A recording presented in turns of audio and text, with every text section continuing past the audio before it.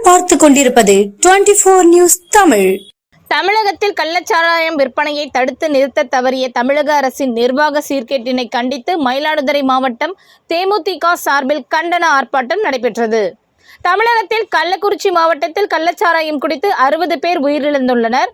தமிழகம் முழுவதும் பெரும் அதிர்வலைகளை ஏற்படுத்திய இந்த சம்பவத்தை கண்டித்தும் தமிழக அரசை கண்டித்தும் மயிலாடுதுறை மாவட்ட தேமுதிக சார்பில் மாவட்ட ஆட்சியர் அலுவலகம் முன்பு கண்டன ஆர்ப்பாட்டம் நடைபெற்றது.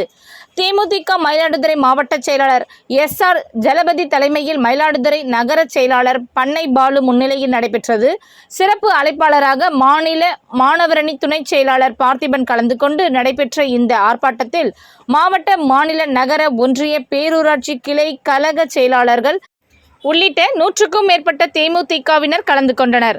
தொடர்ந்து தமிழகத்தில் கள்ளச்சாராய விற்பனையை தடுக்க தவறிய திமுக அரசின் நிர்வாக சீர்கேட்டை கண்டித்தும் கள்ளச்சாராயத்தில் ஈடுபட்டவர்கள் மீது உரிய நடவடிக்கை எடுக்க கோரியும் கண்டன கோஷங்களை எழுப்பினர்.